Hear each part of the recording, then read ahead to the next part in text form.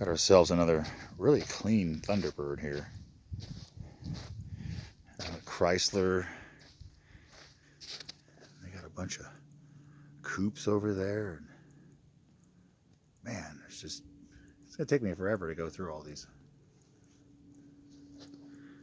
We'll go across this road here and got an old Jeep truck.